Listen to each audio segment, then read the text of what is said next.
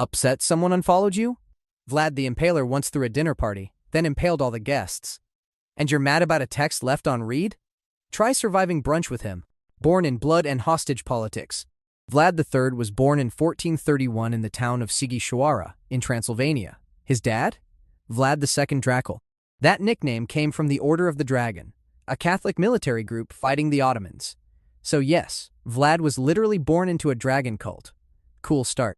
But it wasn't peaceful. His homeland, Wallachia, was caught between two giants, Hungary and the Ottoman Empire. His father bounced alliances like it was a chess game. 1 year with Hungary, the next with the Turks.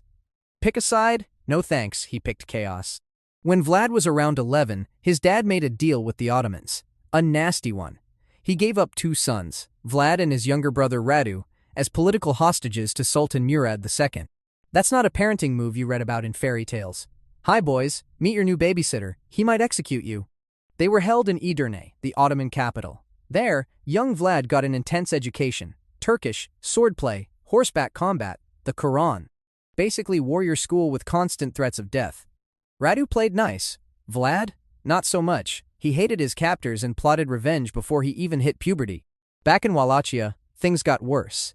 In 1447, Vlad's father and older brother Mircea were killed. The local nobles, the boyars, betrayed them. His dad was ambushed in the woods. Mircea? He was blinded with hot metal and buried alive. All while Vlad sat locked up in enemy territory.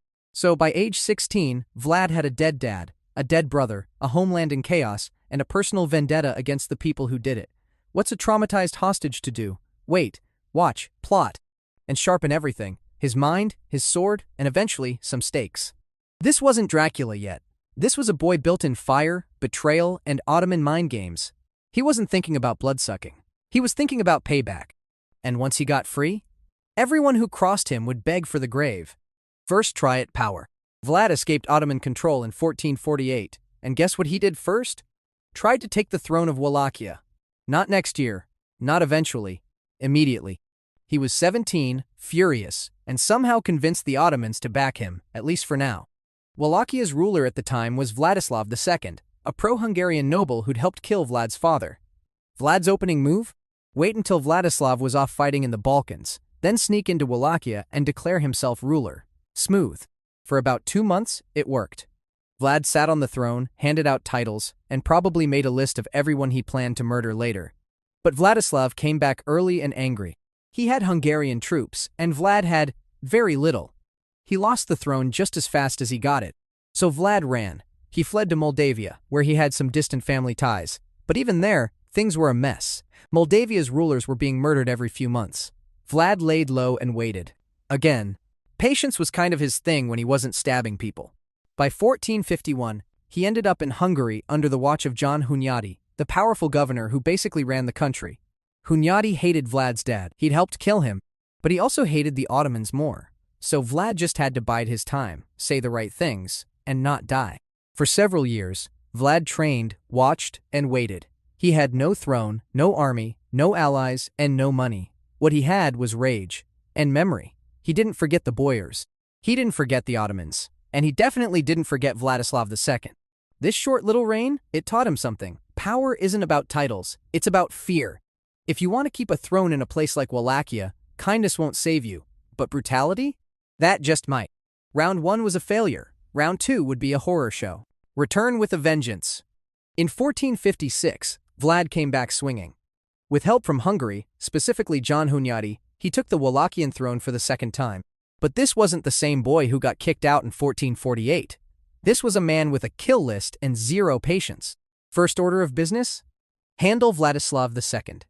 Vlad challenged him to single combat. They fought, swords out, one-on-one. Vlad won. Vladislav's head rolled. That was his welcome back message to the rest of Wallachia. Next, the boyars, the nobles who betrayed his father. He had a plan for them, a nasty one. In 1457, Vlad threw a big Easter feast and invited hundreds of them.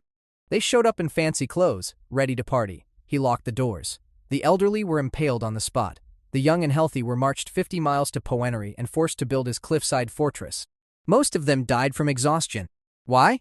Vlad didn't trust anyone, especially the aristocrats. He replaced them with commoners, loyalists, and foreigners, people too scared to betray him. But he didn't stop there. Vlad launched a massive crackdown across the country. Thieves, traitors, beggars, merchants who cheated customers, impaled. Suspicious travelers, impaled. People who annoyed him? You guessed it, impaled. One story says he had a golden cup placed in a public square. Anyone could drink from it, but no one dared steal it. Why? Because Vlad's punishments were public, grotesque, and unforgettable. People walked straight, talked soft, and didn't breathe wrong. By 1458, Vlad had turned Wallachia into a blood-soaked surveillance state. He was feared, obeyed, and absolutely not loved. But love wasn't on the menu, order was. And it was working. Trade increased, roads were safer, crime dropped because criminals dropped dead. Vlad didn't just want power, he wanted revenge, control, and fear. And now he had all three. He wasn't done yet, though, not even close. Because next, he set his sights on something bigger, the Ottoman Empire. He didn't care that they were stronger, or richer, or better armed. He'd lived in their house. He'd seen how they operated. And now he was ready to make them bleed. Spoiler, he did, a lot.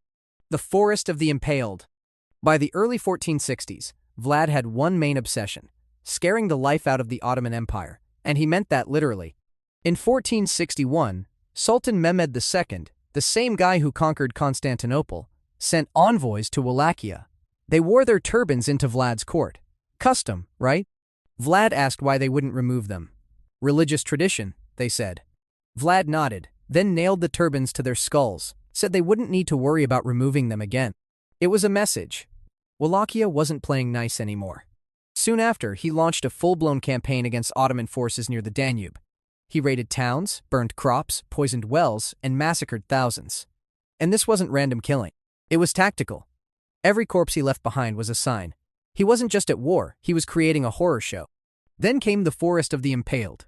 In 1462, Mehmed invaded Wallachia with over 90,000 troops.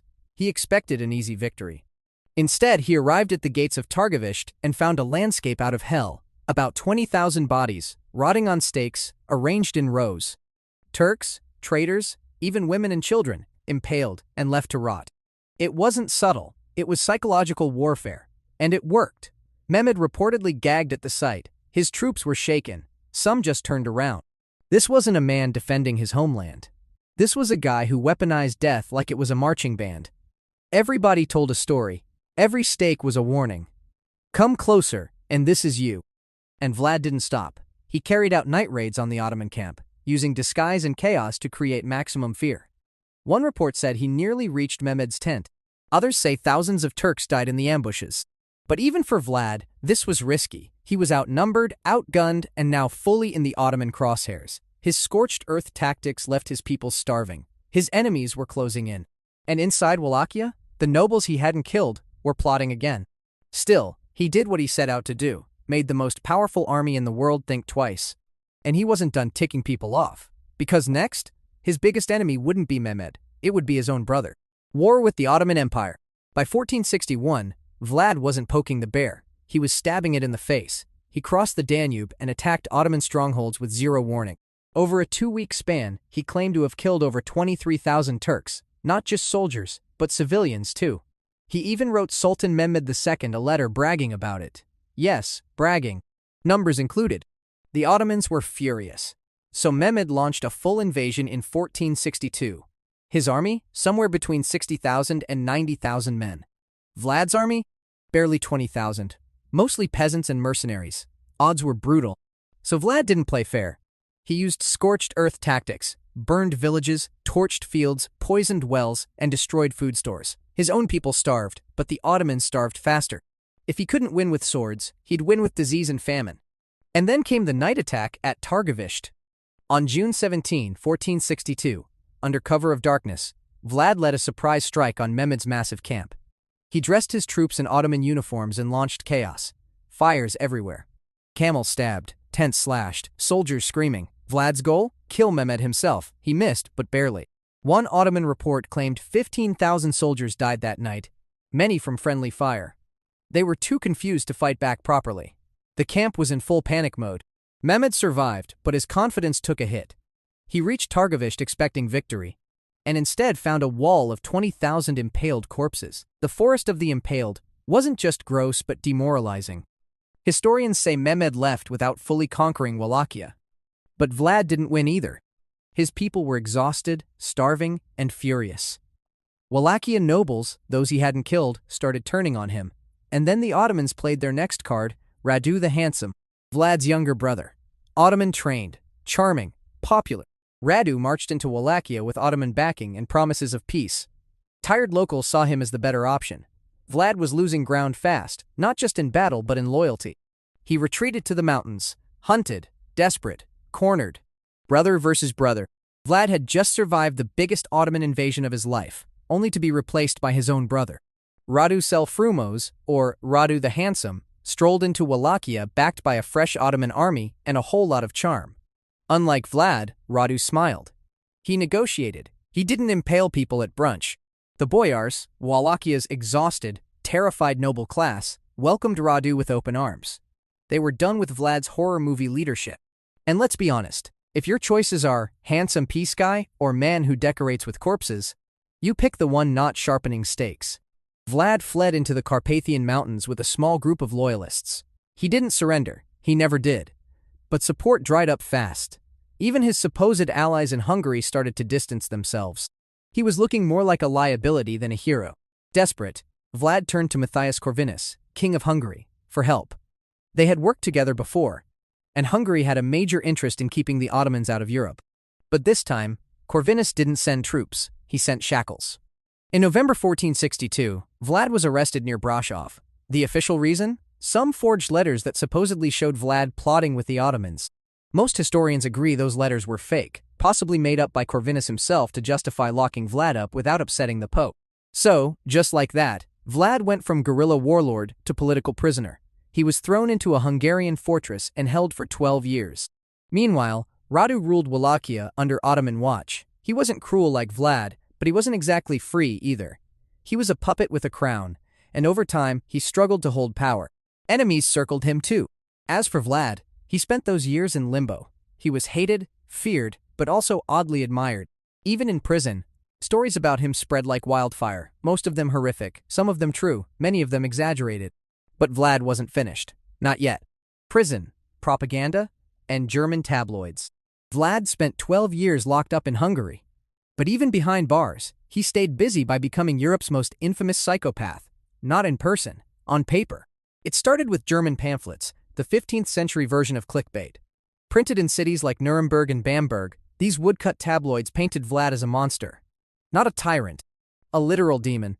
They gave him a new nickname, Kaziglu Bey, or the Impaler Prince. These stories weren't subtle. One said he roasted children and fed them to their mothers. Another claimed he nailed hats to people's heads, cut off women's breasts, and used body parts as decor. A favorite? He supposedly made one man eat his own cooked flesh. These weren't exaggerations. They were publishing gold. Germany couldn't get enough. Dozens of versions circulated across the Holy Roman Empire. Vlad became the medieval poster boy for cruelty and sold a lot of pamphlets in the process. The irony? Many of these accounts came from the Saxon merchants Vlad had clashed with years earlier. So, yes, it was part truth, part revenge campaign, and 100% terrifying. Meanwhile in Hungary, Vlad wasn't exactly in a dungeon the whole time. Some accounts say he was later moved to a more comfortable house arrest near Buda. He even got married to a Hungarian noblewoman, possibly the cousin of Matthias Corvinus. He started going to church, cleaned up his image, and tried to look less stabby. Behind the scenes, politics shifted. The Ottomans were gaining ground again. Radu, Vlad's brother, was now dead. Wallachia needed someone ruthless enough to stand up to the Turks. Suddenly, Vlad didn't look so bad. By 1475, Corvinus was ready to let the monster out of the box. Vlad was released, rearmed, and repositioned for a comeback. A third shot at the throne. But he wasn't returning as the fiery prince who torched villages. He was older now, meaner, sharper, and far more calculated. Still, the world hadn't forgotten. The forests of stakes, the rumors of boiling cauldrons, the feast of human limbs, those stories had legs, and they were still running. Final comeback. 12 years in captivity, and Vlad still wasn't done. In 1476, he got one last shot. Wallachia was in chaos again, and Radu was dead. Ottoman-backed puppets were rotating through the throne like it was a part-time job, and Hungary needed someone terrifying to bring order. So they called up their favorite war criminal. With support from Stephen the Great of Moldavia and Matthias Corvinus, Vlad raised a new army, small, scrappy, and brutal, just how he liked it. By fall, he marched back into Wallachia and seized the throne for the third time. That's right, 3 reigns. The guy just wouldn't stay buried. But Wallachia had changed. His enemies weren't just external now. The nobles who had once betrayed his family still held power. The Ottomans still lurked nearby. And the people? Exhausted. Still, Vlad went straight back to form. He ordered executions, cleansed the court, crushed dissent. No slow ramp-up. He had a small window and planned to rule like it was his last day. Because it might have been. His final reign lasted barely 2 months. That was it. Death and head in a jar. Vlad's third reign was so short, most people didn't even realize he was back before he was dead. After clawing his way to power once again in late 1476, his final act lasted just 2 months. He barely had time to finish unpacking his torture gear. What happened? Ambush. While riding near Bucharest with a small group of men, Vlad was attacked and killed. No war drums, no dramatic duel, just a fast, brutal skirmish. Who did it? That part's still debated. Some say Ottoman assassins. Others think it was a mistake by his own soldiers, who confused him with the enemy. Either way, Vlad's head ended up in a bucket. And not just any bucket, preserved in honey for freshness and shipped straight to Sultan Mehmed II. The same guy who'd once retreated after seeing 20,000 impaled corpses was now grinning at Vlad's severed face. The head was mounted on a spike and put on display in Istanbul, proof that the bogeyman of the Balkans was finally gone. His body? That's another mystery. Most historians believe he was buried at Snagov Monastery, an island church north of Bucharest. But when archaeologists opened the supposed tomb in the 1930s, it was empty, no bones and coffin. What's left was dust and doubt.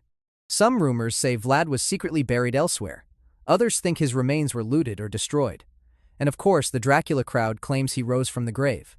No surprise there. But back in 1477, there was no vampire myth yet, just a bloody, broken legacy.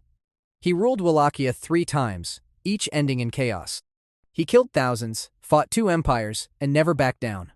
His enemies feared him. His people survived him. No one really liked him. There were no songs, no statues, just that honey-soaked head slowly rotting on a stick in a city far from home. For a man who built a kingdom on fear, he died quietly, fast, almost embarrassingly normal. And yet, that wasn't the last anyone heard of Vlad the Impaler. Because 5 centuries later, some Irish guy with a pen would turn this real-life warlord into something worse. Not just a prince of Wallachia, but the Prince of Darkness. Not Dracula yet, that came later. Vlad the Impaler didn't drink blood. He didn't sleep in a coffin. He didn't turn into a bat. But in 1897, a man named Bram Stoker gave him a new life, as Count Dracula, the world's favorite undead aristocrat. Here's the twist. Stoker never once called Vlad a vampire. In fact, he barely knew anything about him. Stoker was an Irish theater manager who read a book about Eastern European history, saw the name Dracula, and thought, yeah, that sounds evil enough. The name Dracula comes from Dracula, which literally meant son of Dracul. Vlad's father, Vlad II, was called Dracul because he joined the Order of the Dragon, a Catholic military group. In Romanian, Dracul means dragon.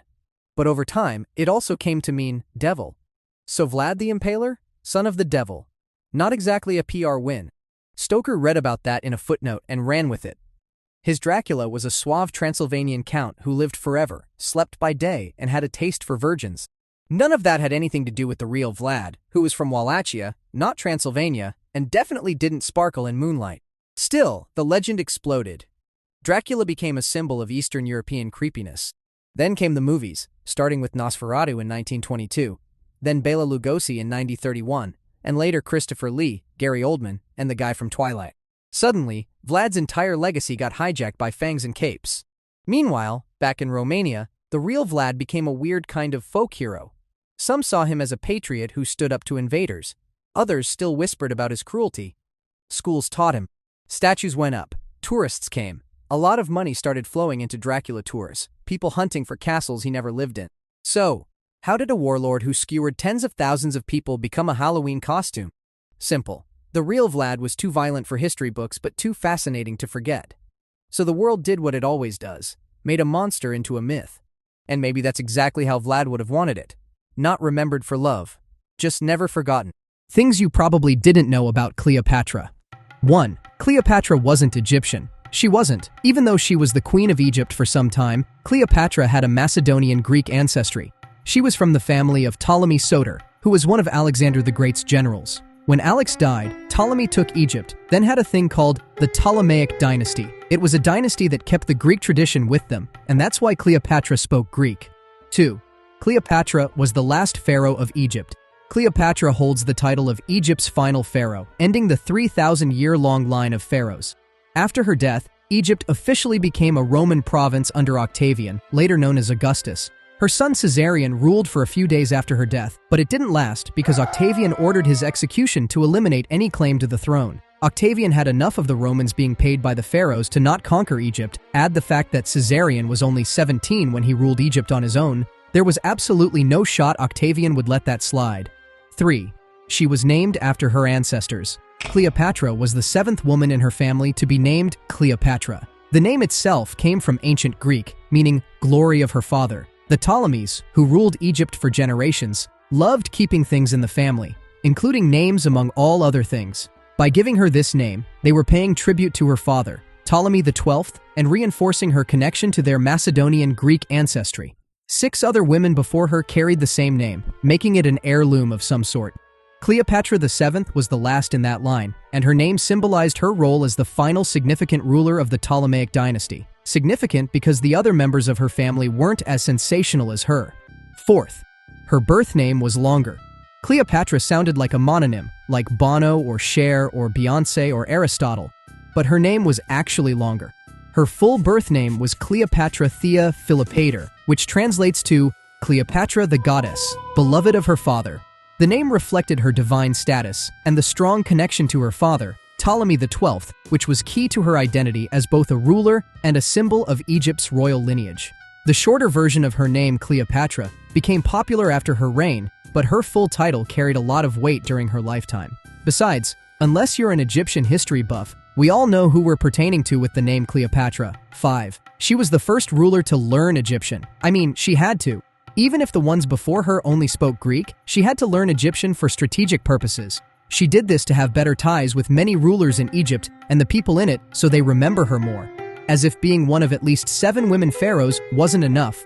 6. She married her brothers. Ptolemy XIII and Ptolemy XIV were Cleopatra's grooms. This was a Ptolemaic tradition to make sure that the bloodline was pure. By literally keeping it in the family, Cleopatra married Ptolemy XIII when he was just 10 to rule Egypt with him. Though this didn't last long because the kid's advisors forced Cleo out of ruling and it led to a civil war. When Cleopatra got her throne back, she immediately married another minor. Ptolemy XIV was 12 at the time they got married. 7. The carpet entrance. When Cleopatra got booted from her throne by Ptolemy XIII's advisors, she made a plan to meet with Julius Caesar in Alexandria to stop his younger brother. Since her brother's soldiers can stop her from directly meeting Caesar, she was rolled up in a carpet, although it's still debated if it was a carpet or a sack or a pile of cloth. But the point was for Cleopatra not to be seen by Ptolemy XIII's men. After hiding in any of these things, Apollodorus brought her to Caesar. When Cleopatra went out of the carpet, she successfully got an ally from Caesar who fell for her at first sight. 8. Cleopatra was once declared a traitor. This happened during her brother Ptolemy XIII's reign when tensions between the two rulers escalated. At the time, Cleopatra and Ptolemy XIII were co-rulers of Egypt, but Cleopatra quickly sidelined her younger brother, signing official documents with only her name. This did not sit well with Ptolemy's supporters, especially his advisors, including his tutor Pothinos. They saw her as a threat to Ptolemy's authority and to the kingdom's autonomy, believing she had grown too close to Rome. So Ptolemy's advisors orchestrated a revolt against Cleopatra. With the backing of Ptolemy's loyal generals, she was ousted from Alexandria and forced to flee to Syria in 48 BC. There, Cleopatra gathered an army to reclaim her throne, but her forces alone wouldn't be enough to topple her brother, so she needed a powerful ally. Let's say hi again to Julius Caesar. When Caesar arrived in Egypt after chasing Pompey, who was assassinated by Ptolemy XIII's order, Cleopatra saw her opportunity. With Caesar's help, Cleopatra returned to Egypt and waged a civil war against Ptolemy XIII. The conflict culminated in the siege of Alexandria, where Caesar's forces triumphed. Ptolemy XIII drowned in the Nile while trying to escape, and Cleopatra reclaimed her throne, this time as co-ruler with her younger brother Ptolemy XIV. 9. She initiated a cult for Caesar. After Julius Caesar's assassination, Cleopatra reportedly began a cult in his honor. deifying him and presenting herself as his widow and the mother of his heir, Caesarion. This helped elevate her son's status as his legitimate successor. Cleopatra initiated a cult for Julius Caesar after he became a pincushion in 44 BC. By doing this, Cleopatra promoted her son, Caesarion, as Caesar's rightful heir, strengthening his claim both in Egypt and Rome. Cleopatra likely encouraged the worship of Caesar as a god in Alexandria and connected it to her association with the goddess Isis. Cleopatra had already portrayed herself as a living embodiment of the goddess, and through this cult, she connected Caesarion to this divine lineage, further solidifying his position. Cleopatra used the cult as a political tool to boost Caesarion's legitimacy, especially given the growing tensions with Octavian. Unfortunately, Octavian saw Caesarion as a threat, and this strategy only increased his determination to eliminate any rivals to his claim as Caesar's heir. 10. She was a polyglot. Cleopatra was known to speak at least 9 languages. Her mother tongue was Koine Greek. She spoke Egyptian, Hebrew, Aramaic, Arabic, Median, Parthian, and languages in Ethiopia, and troglodytes for political purposes. Plutarch said that she had the ability to switch languages in a snap whenever she dealt with many groups at once. I can speak 4 languages, and I ain't fluent in any of them. I'm zero-lingual. Cleopatra had one hell of a tongue. 11. Product of incest. Her parents were Ptolemy the 12th, and you're not gonna guess it, Cleopatra the 5th. Her parents were siblings, yep, and they did incest to keep the bloodline Ptolemaic, or as the monarchs call it, royal blood. And without surprise, 2 more inbreds by the name of Cleopatra's underaged husbands, whose names I said earlier came into the world. 12th, Cleo and Mark's own frat party. This is Mark Antony, the guy who put Rome from follow the law or die to follow the leader or die type of government. He and Cleopatra partied hard. And since it was boring to have a 7-day TGIF every week with just the 2 of them, they made a club called Inimitable Livers. We know it was for politics, no actual freaking way, but the 2 just wanted to party with people more than anything. How did Cleopatra feel about this? Well, I kinda can't ask her now, nor anyone else for that matter, so moving on. 13. She was an intellectual. Cleopatra didn't spend her days just sitting on a throne. She made time to dig into subjects like chemistry, medicine, and even military strategy. She made sure she had all the knowledge needed to govern effectively. That's how serious she was about knowledge. Whether it was learning the latest breakthroughs in medicine or figuring out battle tactics to keep her kingdom safe, she was constantly leveling up her skills. Kinda makes me feel bad about rage quitting when a game gets too hard. Cleopatra was playing life on hard mode and still winning. 14. She had a way with PR. See, Cleo had a knack for exploiting the people. After all, it was femme fatale for the most part. She did a lot of PR stunts where Egyptians probably went like, whoa, she's doing so many things to people. Why are there so many people partying right now? Who's this for? Everyone? Wow, what a great leader.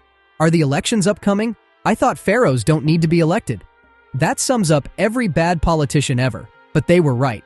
Other than getting people on her side, Cleopatra wanted the people to see her as a divine being, and I guess parades and festivals with a little bit of freedom from tax worked so well. 15. She was a powerful woman for powerful men. Julius Caesar, carpet, secret. No way they hadn't done it. Course they did. When Caesar got turned into a pincushion in the Senate, Cleopatra knew what to do. Jump from a dead powerful man to an alive one. Again, I present to you Mark Antony from earlier. Impossible they hadn't done it yet as well. 2 partygoers often alone. What could they possibly do? Play chess? Heck no. It was a give-and-take relationship. Cleopatra gave Mark the army and money he needed to conquer all the land he saw, and Mark gave Cleopatra more land, a title of Queen of Kings, and twins. Equal trade? Probably. 16. She was a fraghead. It seems like her time was closer to Jeremy Fragrance than the building of the pyramids. Think of her as running a high-end perfume empire, and people from all corners of the world, even the Mediterranean, were hooked. Cleopatra understood that a great scent was a secret weapon of charm and power. Mixing exotic ingredients like myrrh, cinnamon, and cardamom, she practically soaked her ships with perfume so strong that people knew she was coming even before they could see her. The scent hit first, and then Cleopatra arrived. Legend has it she even owned her own perfume factory near the Dead Sea, constantly cooking up new blends. And when she met Mark Antony, yes, him again, her perfume-filled ship with purple sails sealed the deal. He maybe even did one-armed push-ups when he smelled her.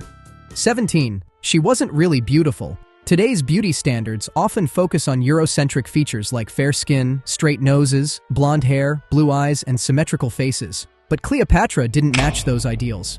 If you've seen Cleopatra portrayed by actresses like Elizabeth Taylor or Vivian Leigh, that's Hollywood's take on her. Archaeological evidence paints a different picture. Coins and sculptures show Cleopatra with a hooked nose, a sharp jawline, and a somewhat prominent chin, far from the goddess-like beauty we see. So why do we see Cleopatra as someone being incredibly beautiful? Roman propaganda did this. They exaggerated her looks to present her as a seductive and dangerous figure. Even Plutarch, a Greek historian and philosopher, wrote, "Her beauty was not in itself incomparable, nor such as to strike those who saw her." So basically, she's beautiful. On the inside.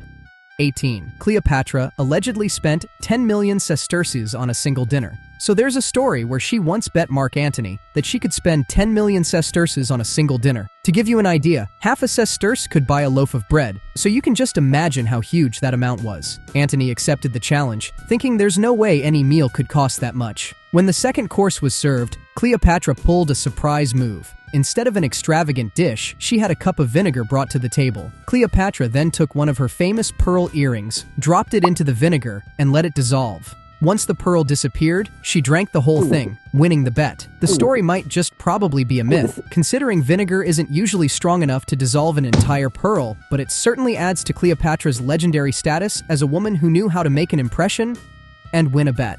19. August is dedicated to Cleopatra. Well, sort of. This month has a connection to Cleopatra's downfall. You see, after Octavian defeated Mark Antony and Cleopatra at the Battle of Actium, it took him a full year to fully secure his victory. He arrived in Alexandria on guess what?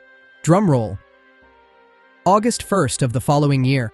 That month saw the end of Cleopatra. Her death marked the end of Egypt's independence, and Octavian took complete control. So why is the month of August named after the lucky winner of a war, Octavian aka Augustus? Well, Augustus considered this month his greatest triumph, as it was when he finally crushed his rivals and claimed Egypt. To honor himself, the Roman Senate named the month of Sextilis, or the 6th month of the Roman calendar, after him, and it became August. 20. Cleopatra killed her younger sister. When Arsinoe IV, Cleopatra's sister, tried to take over the throne, when her fellow inbred siblings Cleopatra and Ptolemy XIII were battling it out in the Alexandrian War, Cleo wasn't having any of that anymore. So, she did the best course of action to tell Arsinoe to stop, by killing her.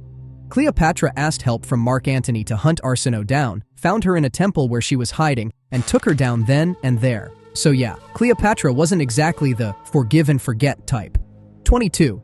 Cleopatra's twins were named Sun and Moon. She called them Alexander Helios, meaning sun, and Cleopatra Selene, meaning moon. With names inspired by the celestial bodies, Cleopatra seemed to be making sure that even the stars revolved around her family.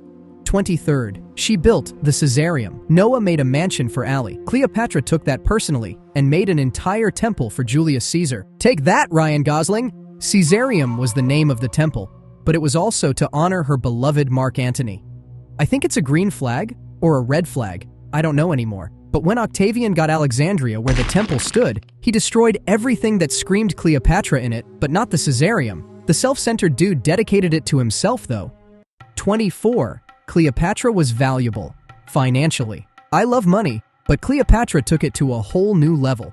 Cleopatra had coins minted with her face on them, which was pretty unusual and groundbreaking for women at the time.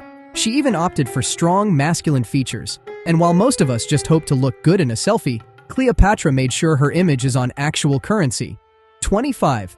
Cleopatra joined forces with Mark Antony in the Battle of Actium. The Battle of Actium started because of a family affair between Octavian and Mark Antony. Things got heated when Antony left his wife, who also happened to be Octavian's sister, to jingle the bells with Cleopatra in Egypt. Octavian didn't take that well and saw it as an excuse to paint Cleopatra as a dangerous threat. So why did Cleopatra join forces with Mark Antony? Well, simple. Survival. They both needed to defend their power and protect Egypt from falling into Octavian's angst. Cleopatra provided the ships, Antony brought the Roman soldiers, and they went all in to try and defeat Octavian, but their big plan didn't work. Cleopatra's fleet was outmaneuvered by Octavian's smaller, faster ships. When the battle turned south, Cleopatra decided it was time to bounce, and Antony followed her retreat. That was the beginning of the end. Well, technically the Battle of Actium was the beginning of the end, but you get the point. 26. Cleopatra's tomb was never found. No man will ever find my tomb. Rumor has it that Cleopatra said this. And until now, literally no one has concrete evidence of finding her tomb.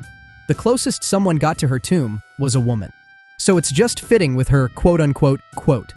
Despite many attempts to locate it, the exact location of their tomb remains one of history's greatest mysteries. Some believe it could be hidden near Alexandria, while others think it is lost under the sea, and Ariel is dancing around it. No matter if it's a man, woman, or an Apache war helicopter who gets to find her tomb, we'll be waiting. 27. She increased the silver content in coins to combat inflation. So Cleopatra's rule wasn't all pyramids and sphinxes. Those were both before her time. Nor was it all sunshine and rainbows. Just like any other pharaoh, Cleo's Egypt was spiraling for years on the currency side of things, with special thanks to everyone who ruled prior to her. So what she did was make coins that had a more concentrated portion of silver. They were called silver tetradrachms, and surprise, the final product of the coins had Cleopatra's face printed on it as a power move. And speaking of power, more silver in the coins meant more value. More value meant a stronger purchasing power for each coin, and this controlled the inflation in Egypt. Bottom line, the coins made in Cleopatra's time were basically the biggest middle finger she could give to Romans and men, while saying, "See these? Yeah, I just saved the economy. And I'm a woman. What was that about a patriarchal system again? Sorry I can't hear you over the clinking coins with more silver and my face on it." 28th.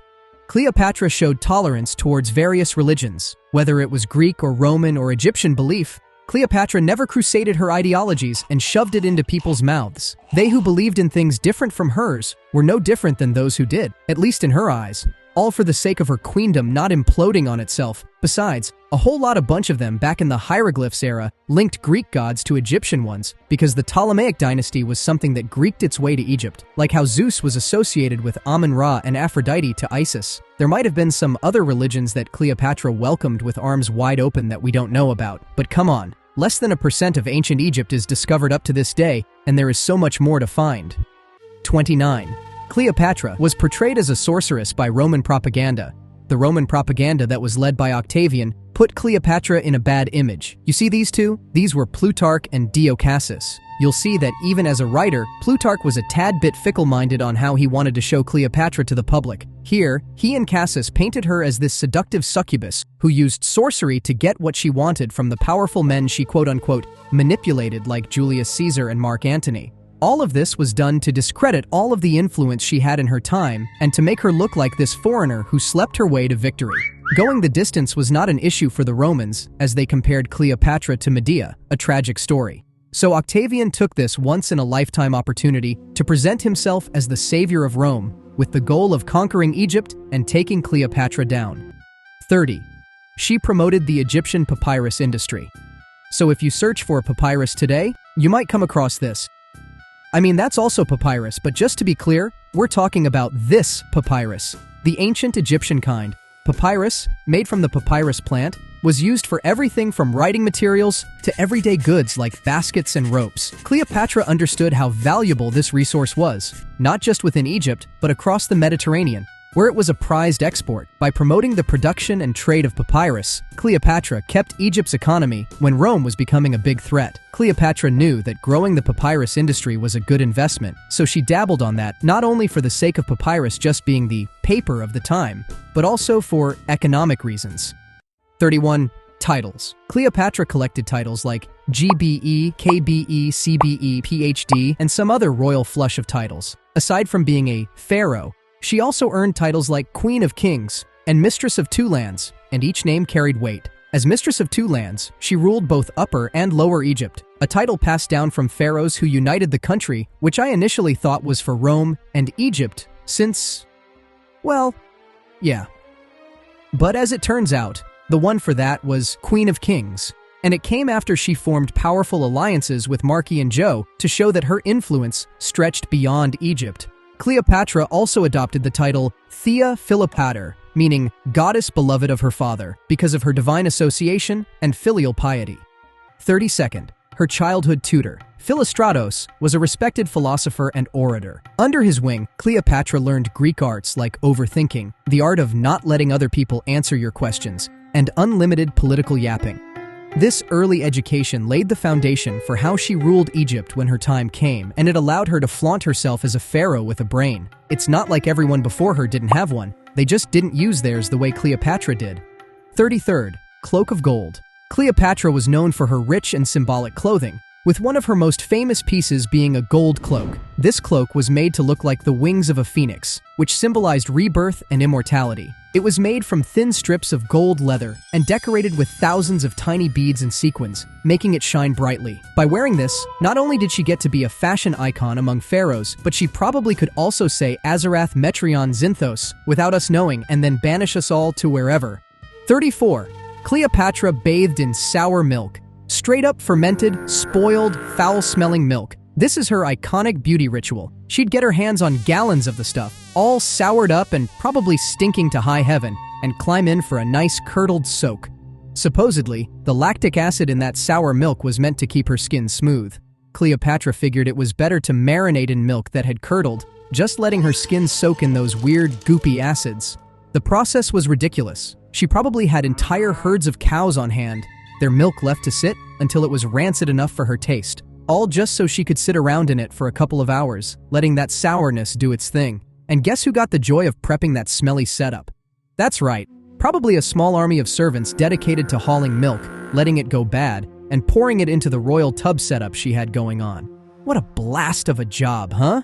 Lactic acid was Cleopatra's holy grail to a smooth skin. 35.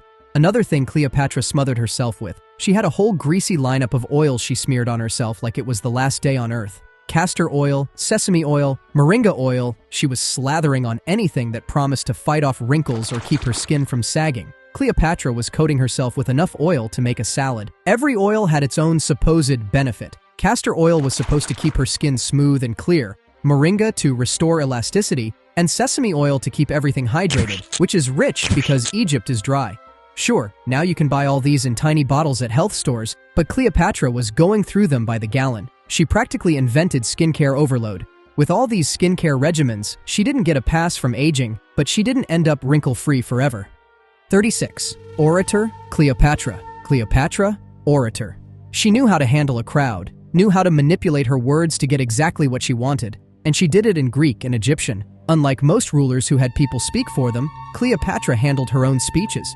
She didn't need some royal spokesperson fluffing things up. She went out there and said it all herself. People were probably so taken by her sharp mind and confidence that they'd just go along with whatever she was pitching. Cleopatra knew that words were just as powerful as armies. She could twist them to win a crowd or cut down an opponent without lifting a damn finger. That's one way to rule a kingdom. No swords, just a sharp tongue. 37th. Cleopatra helped secure her father's return. When Cleopatra was still young, her father, Ptolemy XII, was forced into exile in 58 BC after facing backlash from the Egyptian people, all because of his dependence on Rome and unpopular tax policies.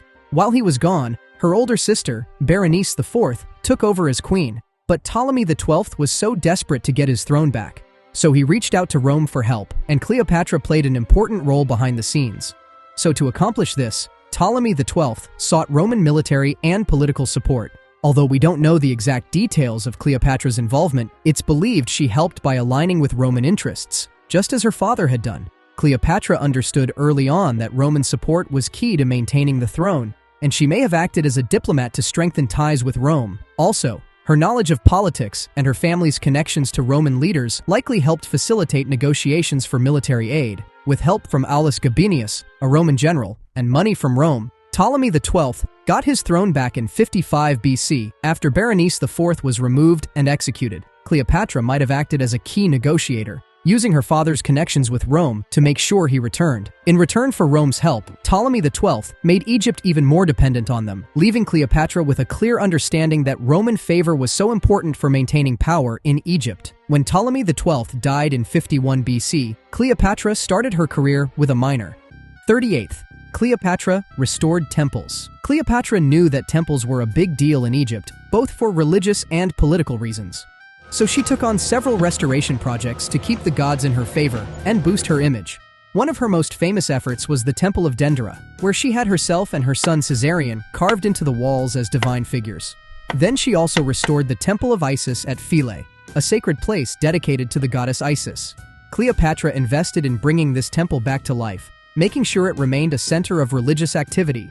The Temple of Isis was especially important because Isis was seen as the protector of pharaohs, and by restoring this temple, Cleopatra aligned herself with that protection. This was her way to keep Egypt's priesthood on her side and maintain the people's loyalty. 39. She had a death cult. When Cleopatra died, the Egyptian mythologies portrayed her as this highly respected figure during her lifetime. Well, they weren't wrong for that. Egyptians put her on a pedestal, worshipping her like a god, just like how every pharaoh before her was put on the same Mount Olympus. But the same could not be said for the Romans. Instead of seeing her as this human-turned-divine post-mortem personality, she was seen as a tragedy. All that affair with Mark Antony was particularly one that Roman writers loved to make stories about. Some say that Romeo and Juliet might have been inspired by these two. 40. Cleopatra used henna for all sorts of things. Basically, anything she wanted to color or tattoo up, she slapped henna on it. Hair? Henna. Nails? Henna. Hands and feet? Yep, henna.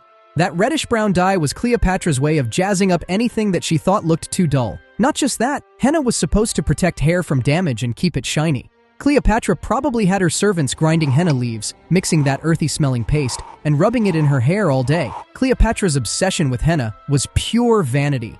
She wanted to look like a queen, literally, and if that meant painting herself from head to toe, she went for it.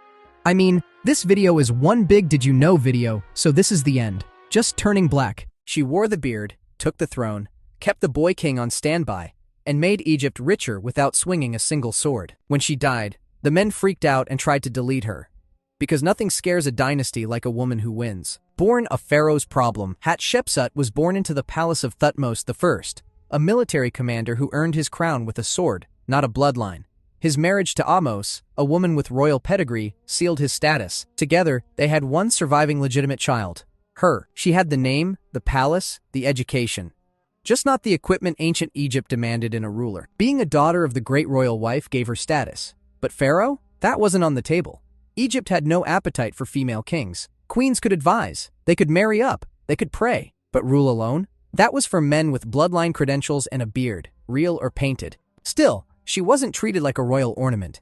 From childhood, Hatshepsut was trained like a prince. She studied hieroglyphs, learned rituals, managed estate inventories. She could calculate temple donations, debate with scribes, and recite offerings for half the gods on the wall. She didn't hover at the edges of court life. She understood how the system worked. She was sitting in on state affairs before she could legally run them. Thutmose I had sons, but not from Ahmose. That meant his heir wouldn't be full royal stock. The solution? Classic dynastic protocol. Marry the daughter to the son. Her half-brother, Thutmose II, was selected to rule. To clean it up, he married Hatshepsut. It wasn't romantic. It was administrative. Royal incest wasn't frowned upon. It was policy. Pharaohs didn't marry for love. They married for continuity. Thutmose II wore the crown. Hatshepsut wore everything else: authority, responsibility, and expectations. He was weak, probably younger, and never made much of a mark. She, meanwhile, had influence in temples, a reputation for competence, and a growing presence in palace politics. They had one daughter, Nefertiti, no sons, no clear male heir from their union. Still, Hatshepsut didn't fade into the background. She showed up in official inscriptions. She appeared beside Thutmose II in temple carvings. Same scale, same pose, same aura of command. That wasn't normal, and it wasn't accidental. She remained deeply visible, increasingly central, and never once looked like someone who planned to step aside quietly. She wasn't pharaoh yet, but the scribes were already carving her name deeper than expected, and Egypt was already listening. The king dies. Long live the kid? Thutmose II didn't leave behind a glorious reign. He left behind a toddler and a mess. His rule had been weak, maybe even symbolic. The man barely appears in military records. No great campaigns, no legendary constructions. His biggest achievement might have been marrying Hatshepsut, and even that looked more like strategy than romance. When he died, Egypt didn't erupt in mourning. It paused. Then it looked around and realized there was no adult pharaoh to take the throne. Technically, there was an heir, his infant son, Thutmose III. But this baby wasn't born to Hatshepsut. His mother was Iset, a secondary wife. That made the bloodline complicated. Pure enough to rule, but not pure enough to calm the court. So Egypt did what it always did in a crisis. It reached for a familiar name. Hatshepsut stepped in as regent. She was the late king's wife, the child's stepmother, and the daughter of a true queen. That gave her just enough legitimacy to hold the reins until the boy came of age. At first, she played the part. She didn't claim the throne. She didn't wear the royal kilt or call herself pharaoh. But behind the scenes, she was running the whole machine. Temples stayed loyal. Officials followed her lead. Foreign dignitaries met with her, not the boy. Statues still showed Thutmose III in royal poses, but they were ceremonial. He was too young to speak, let alone lead a prayer. Hatshepsut started appearing in art with royal emblems, first subtly, then not. She stood taller, wore more symbolic jewelry, positioned herself at the center of royal ceremonies. It was clear who was really in charge. No one pushed back. Not yet. She kept the title of God's wife of Ammon, a powerful religious post that gave her access to wealth and temple authority. She also placed her daughter Nefertiti in high-ranking priestess roles. This wasn't just about holding power. She was building a dynasty. Regency was supposed to be temporary. But the longer she ruled, the harder it became to imagine Egypt without her. The boy was still king on paper. But paper doesn't rule an empire, and in the background, Hatshepsut was already rewriting the job description. Surprise! I'm king now. By her 7th year as regent, Hatshepsut stopped pretending. She didn't announce it with fireworks. There was no coup, no exile, no sudden death of Thutmose III. Just a quiet shift in titles, temples, and artwork. And just like that, Egypt had a female pharaoh. The scribes called it a coronation. But this wasn't some rushed power grab. It was a methodical climb. She had already secured the priests, the bureaucracy, the army, and public support. All she needed was a formal excuse and divine permission, so she gave herself both. At Karnak, temple walls claimed Amun, king of the gods, had appeared in disguise to father Hatshepsut with her mother, Queen Ahmose. It wasn't metaphor.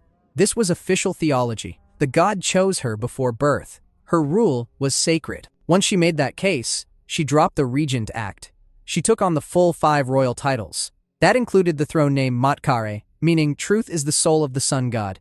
She wasn't styling herself as queen anymore. She was Pharaoh Hatshepsut, full stop. Visually, she went even further. In carvings, she appeared wearing the royal kilt, the Nemes headdress, even the false beard. At first, the images still called her daughter of Thutmose. Over time, they dropped the feminine pronouns completely. Some statues show her with a man's body, square jaw, broad shoulders, still labeled Hatshepsut, but recast in pharaonic form. Was Egypt shocked? Not really. This wasn't a culture built on elections. Legitimacy came from the gods and the flow of the Nile. If the temple said she was chosen, that was that. Thutmose III didn't vanish. He stayed in the royal court, listed as junior co-ruler. In practice, he was a teenager with no authority. Hatshepsut kept him close, but never equal. She didn't erase him. She just made him optional. Other women had ruled before, but only in emergencies. Hatshepsut made it permanent. She didn't ask to be called king. She demanded it, and Egypt agreed. One day, she was regent. The next, she was pharaoh. And for the next 2 decades, it would be the propaganda masterclass. Becoming king was one thing. Making people accept it, that took work. Hatshepsut didn't just rule. She rewrote the story of why she ruled. And she did it so thoroughly. Half of Egypt probably believed the gods mailed her a job offer. Her PR campaign started at Karnak, where stone walls told a new version of her birth. According to her inscription, the god Ammon disguised himself as Thutmose I and slept with her mother. That made Hatshepsut, technically, the daughter of Amun himself. Divine blood, pre-approved by heaven. It didn't stop there. Another inscription claimed Thutmose I had publicly named Hatshepsut his successor. There's no evidence he actually did, but once the story was carved into temple walls, it became fact by default. Stone doesn't argue. Every temple she touched repeated the same themes. Legitimacy, divine will, destiny fulfilled. The more you saw her name next to Amun's, the more normal it felt. And her name was everywhere. Obelisks at Karnak bore her titles. Reliefs showed her making offerings to the gods as if she'd been pharaoh from birth. Statues multiplied across Upper and Lower Egypt, some with her in full male regalia, others blending masculine and feminine features to normalize the image. She even got creative with her titles. Rather than calling herself king's wife or queen mother, she went with king of Upper and Lower Egypt and son of Ra. Yes, son, because that's what pharaohs were called. She wasn't here to soften the job. She was claiming the throne on its own term. Every wall, every sculpture, every official record repeated the same message. This is the natural order. The gods approve. Hatshepsut is king. And it worked. There were no rebellions, no palace uprisings, no civil war. Either the public believed it, or they were smart enough to keep quiet. Either way, she held the throne without spilling a drop of blood. By the time people realized what she'd done, the message was carved in granite. Good luck arguing with that. Building a pharaoh's ego. If Hatshepsut had one weakness, it wasn't war. It was limestone. Once the crown was hers, she got to work. And by work, we mean construction. Temples, statues, obelisks, shrines. Egypt turned into one giant stone billboard with her name chiseled on every surface. She wasn't the first to build. But she built bigger, faster, and with more flair than most kings before her. Her masterpiece was the mortuary temple at Deir el-Bahri, tucked beneath the cliffs on the west bank of Thebes. Multi-leveled, symmetrical, carved right into the mountain, it wasn't just a place for offerings. It was a message in stone.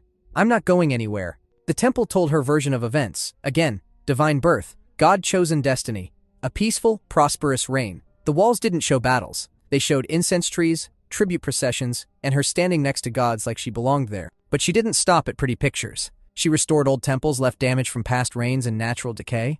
Every time she repaired something, she left a little signature. Just a few hieroglyphs here and there reminding everyone who fixed it. Subtle flex. Then came the obelisks. At Karnak, she ordered 2 massive red granite obelisks, each over 97 feet tall. Carved in Aswan and floated hundreds of miles down the Nile. They were set up in front of the Temple of Amun. The message was clear. Her reign was blessed, legitimate, and towering, literally. She dedicated them in gold, not metaphorically. The tips were actually covered in electrum, a gold-silver mix, to catch the sunlight and blind you with divine approval. Her image changed too. Statues once showed her with a slender frame and dress. Now she wore the Nemes headdress and the royal kilt. Broad shoulders, square jaw, but still named Hatshepsut. Still the same woman, recast as king. She wasn't just building for the afterlife. She was building herself into history. Every block, every carving, every column reinforced her version of the truth. Not a backup ruler, not a placeholder, not a queen. A pharaoh, the pharaoh. And when you're wrapped in granite and 90-foot monuments, you don't just rewrite the rules, you become them. Expedition to the edge of the world. Hatshepsut didn't build her power on conquests. She built it on trade. Instead of sending soldiers, she sent ships. Instead of bringing back prisoners, she brought back perfume trees, gold, ivory, incense, and animal skins. She didn't need a war to prove she ruled the world. She just needed a successful business trip. Her most famous expedition was to a mysterious land called Punt. Where exactly Punt was is still debated. Maybe modern Eritrea, maybe Somalia, maybe southern Arabia. The Egyptians called it God's land. What mattered more than geography was the haul. Around her 9th year as pharaoh, she commissioned a fleet to sail from the Red Sea with crews, scribes, and officials. These weren't short-distance fishing boats. They were large cargo ships loaded with goods for barter. It was one of the earliest recorded international trade missions in history. The result? A jackpot. The fleet returned with exotic treasures. Live baboons, panther skins, cinnamon, incense, ebony, gold, and the roots of myrrh trees.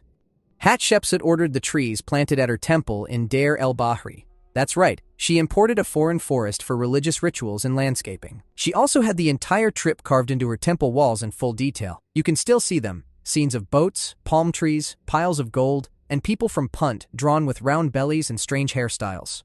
Even the Queen of Punt shows up with swollen feet and a distinct profile. It wasn't just record-keeping, it was storytelling. The message was clear. Egypt was powerful, connected, and thriving under her rule. Trade didn't just benefit the temples. It made Hatshepsut rich in the eyes of the gods. Incense and myrrh were critical to religious ceremonies, and she delivered them in bulk. That gave her even more religious legitimacy and temple loyalty. This wasn't a side quest. It was the crown jewel of her reign. The male pharaohs bragged about battles. Hatshepsut bragged about diplomacy, logistics, and bringing home the weirdest cargo anyone had ever seen. She didn't cross deserts for glory. She crossed oceans for incense. And somehow, that made her more powerful than any general, playing nice with Thutmose III. Thutmose III didn't disappear. He just got sidelined. Even after Hatshepsut took the throne, she didn't erase him. His name stayed on official records. He appeared in ceremonies. He was listed as co-ruler on temple walls. But in reality, he was a silent partner, with no power, no crown, and no real say. It was a clever political move. If Hatshepsut had exiled or ignored him, it would have triggered backlash. Instead, she kept him close, raised him at court, let him grow up inside the palace walls under her control. He wasn't a threat. He was part of the furniture. On inscriptions, she was always listed first. His name came second, if at all. In royal art, she stood tall in the center. He was off to the side, sometimes even drawn as a child, long after he'd grown into a teenager. But she didn't strip him of everything. Thutmose III was trained as a military officer. He led troops. He learned the strategy, the tactics, the command structures. While Hatshepsut ruled from the temple steps, he gained experience out in the field. Whether that was a gift or a leash is still up for debate. Either way, she let him grow, but never outranked her. Some scholars think she planned to step down when he was older. Others believe she intended to rule until her death and never share real power. The truth? Probably somewhere in between. She was too smart to risk a civil war, and too ambitious to give up the throne early. The The strange part is, he didn't rebel. There's no record of an uprising. Thutmose III played the role he was given, at least publicly. Whether it was loyalty, strategy, or survival instinct, he waited. And she gave him no reason to strike. Egypt was peaceful, rich, stable. Temples were overflowing with goods. Foreign relations were strong. No one in the palace was calling for a new ruler when everything was working. It was a balancing act. One pharaoh ruling by tradition, and the other by momentum. He had the title. She had the throne. And as long as she kept building temples, delivering goods, and calling herself king, there was no room for a power struggle. She didn't lock him out. She just never opened the door. The Vanishing Act. One day, Hatshepsut was pharaoh of Egypt. The next, she was gone. There's no record of her death. No grand funeral inscription. No royal announcement. Just a sudden halt in the monuments, a name that stopped appearing, and a shift in who stood alone on the throne. Thutmose III stepped in quietly, cleanly, and without a war. He didn't need to fight for it. She either died naturally or stepped down. Most historians believe she died around her 22nd year as king, but no one carved that into stone. For someone who had plastered her legacy across half of Egypt, her exit was a whisper, and that's when the chisels came out. Temples that once showed her standing with the gods were recarved. Statues were smashed. Inscriptions were edited. Walls that had called her King of Upper and Lower Egypt now featured Thutmose III in her place. It wasn't immediate. The erasure began about 20 years after her death. That's what makes it so strange. If Thutmose III had truly hated her, why wait 2 decades? He had full control for years and didn't touch her legacy. Then, suddenly, systematic deletion. But not total deletion. Some monuments were altered. Others were left alone. Her name was chiseled out of some cartouches, but still visible underneath. In some cases, her image was replaced with that of her father or husband, as if she'd never existed. So what was the point? Theory 1. Pure politics. Thutmose III wanted to make his own line look unbroken. Father to son, no woman interrupting the chain. Theory 2. Religious pressure. A female pharaoh messed with tradition, and the priesthood wanted the record fixed. Theory 3. It wasn't personal.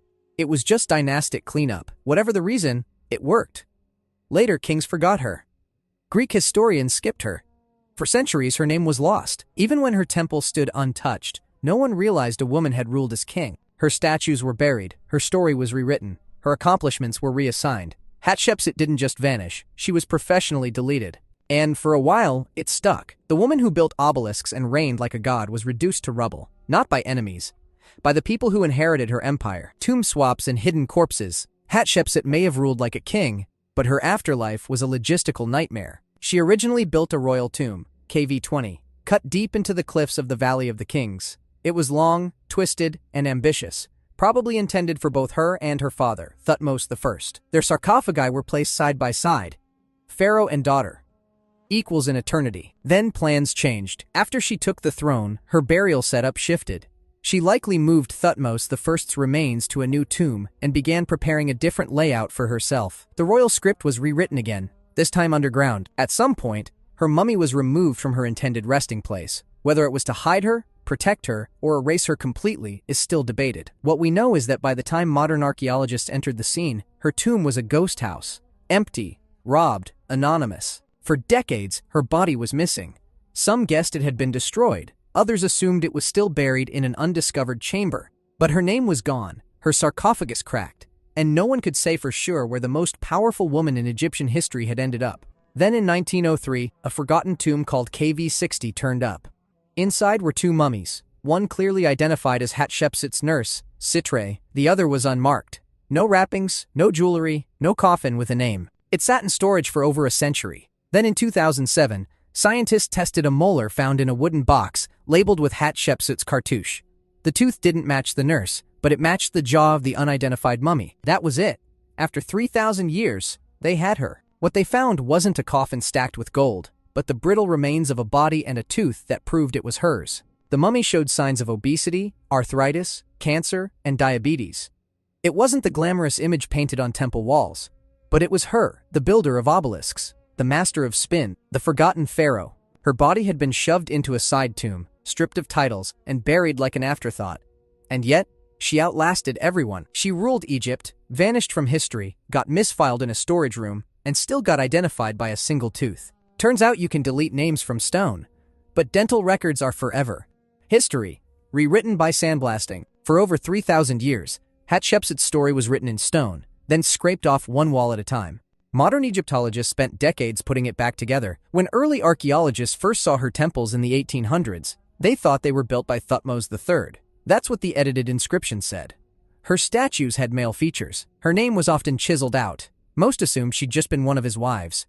It wasn't until scholars started piecing together cartouches, cross-referencing royal titles, and translating untouched inscriptions that the truth cracked open. Egypt once had a woman who ruled not as queen, but as pharaoh, and she ruled for almost 22 years, longer than most men. Her name resurfaced in fragments. A hidden carving here, an untouched statue there, bits of evidence that didn't match the official narrative. Then the mummy was identified in 2007. That changed everything. The story flipped from, maybe there was a female ruler, to, this was one of the most powerful pharaohs in history, and she was nearly erased. Suddenly, scholars had to face it. Ancient Egypt didn't just forget her. It deleted her on purpose. And not because she was a tyrant or a disaster or a failure, but because she was too successful. She ruled with stability, expanded trade, and built on a scale that rivaled Egypt's great kings. And she did it without a war, without a prince, and without pretending to be temporary. For centuries, historians credited Thutmose III with all the progress made during her reign. He got the legacy. She got edited out. Now, textbooks are catching up. Hatshepsut is no longer a footnote. She's a headline. Her mortuary temple is considered one of Egypt's architectural masterpieces. Her obelisks at Karnak still stand. Her mummy is on display at the Egyptian Museum in Cairo, no longer anonymous. The irony? The ancient erasure nearly worked. But modern science, archaeology, and a stray molar overturned the whole narrative. They tried to make her a shadow. Instead, they made her a legend. And the lesson carved into the ruins is hard to miss.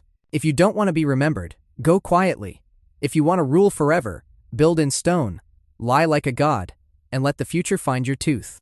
Everyone talks about Cleopatra.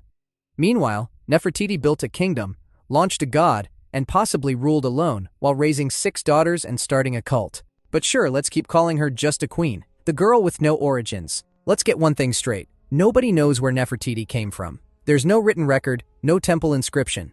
Just a girl who appeared beside the crown and never stepped away. Some say she was the daughter of a high-ranking court official named A.